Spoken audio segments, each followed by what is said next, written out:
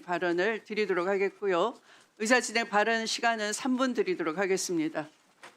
네, 신청해 주십시오. 네, 나경원 의원님.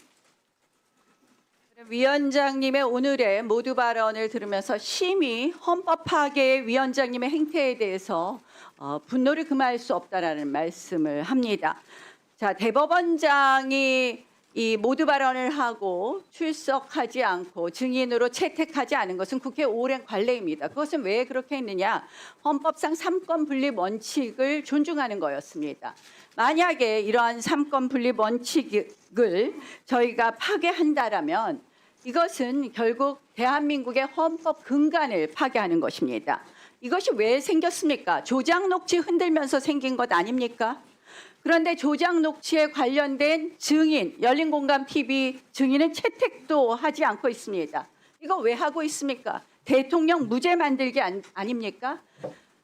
위원장께서는 김병로 대법원장의 예를 말씀하셨는데 그 경우에는 대한민국 헌법 질서가 초기에 만들어진 때였고 그 당시에도 김병로 대법원장의 말씀에 따르면 개별 사건에 대해서는 이 재판의 한계가 있다. 개별 재판에 관여하는 것에 대해서는 질의에 대답할 수 없음을 명백히 하고 있습니다.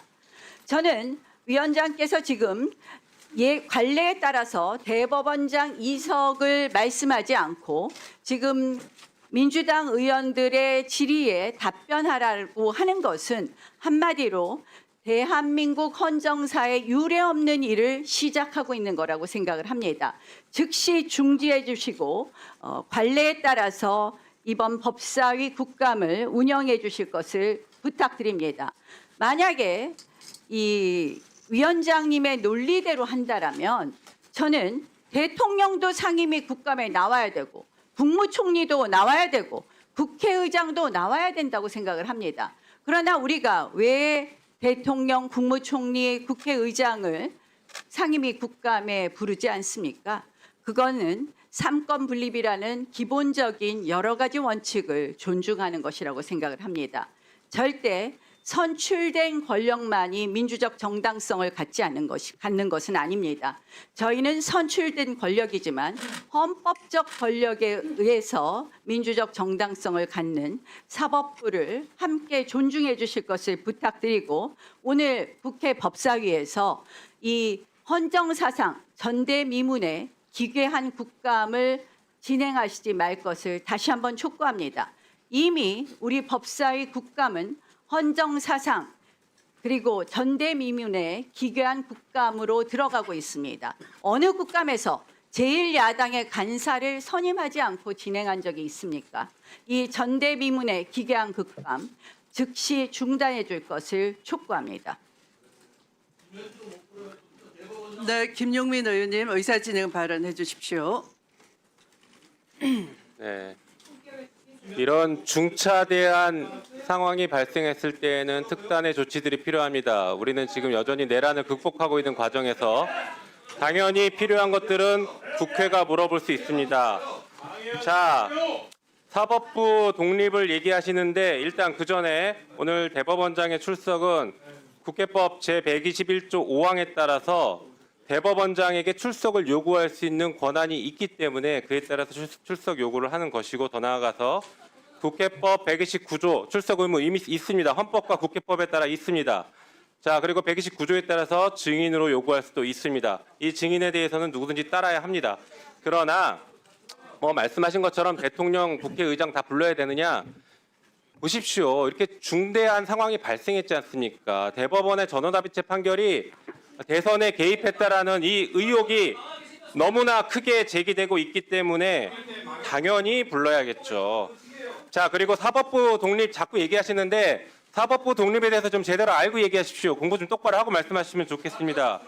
독일 연방헌법재판소에서는 이렇게 얘기합니다. 사법부 독립이라는 것은 절대적 보장이 아니라 가능한 최선으로 실현해야 할 헌법적 요청이라고 하고 있고 유럽 연합사법재판소와 유럽 인권재판소 역시 법관의 인적 독립에 대해서는 절대적으로 보장되는 것이 아니라 정당하고 중대한 이유와 비례 원칙 준수하에 제한이 가능하다라고 이미 이렇게 얘기하고 있습니다. 독일과 유럽은 사법부 독립이 절대적이지 않고 한계가 있다라고 분명히 제시하고 있습니다. 그리고 지금 사법부 독립 얘기하시면서 진행 중인 사건에 대해서 한다라고 얘기하는데 저희가 사건 본질을 들여다보는 것이 아니라 사건이 왜 그렇게 빠르게 무리하게 진행됐는지를 들여다보는 것입니다. 설사 내용의 일부 얘기가 있다고 하더라도 이 사건 확정 사실상 끝난 사건입니다. 대법원에선 이미 들어보십시오. 대법원에선 이미 판결 끝났습니다. 전원합의체 판결했고 파기환송심은 대법원 전원합의체 판결의 기속력을 갖기 때문에 대법원의 결론과 다른 판단을 내릴 수가 없습니다. 사실상 종결된 사안 아니겠습니까? 자, 그리고 우리 대법원장께서는 오늘 인사 말씀이 이렇게 얘기했죠. 자신의 재판과 관련하여 무한 책임을 지는 것이다라고 했는데 법관이 무한 책임을 지는 방식이 무엇이겠습니까? 단 한 번도 법관은 무한 책임 져본 적이 없습니다. 그러니 최소한의 책임은 국회에서 국민들의 대표인 국회의원들이 국민들을 대신해서 이 중차대한 사건, 왜 대법원이 대선에 개입했는지 이런 것들에 대해서 질문을 하면 거기에 대해서 답할 의무가 있고 그것이 최소한의 책임을 지는 것입니다.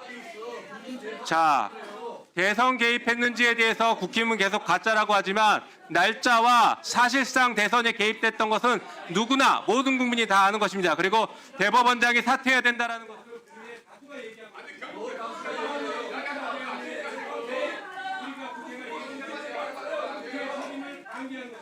국민의 다수가 얘기하고 네.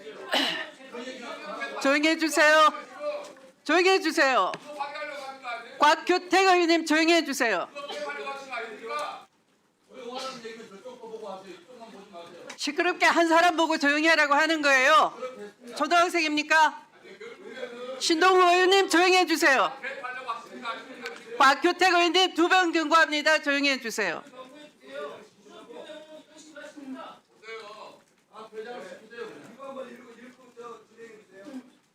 스스로 자격 없다고 생각하시면 퇴장하세요. 그럼 시끄럽게 떠들지 마시고. 자, 그러면 진행하도록 하겠습니다.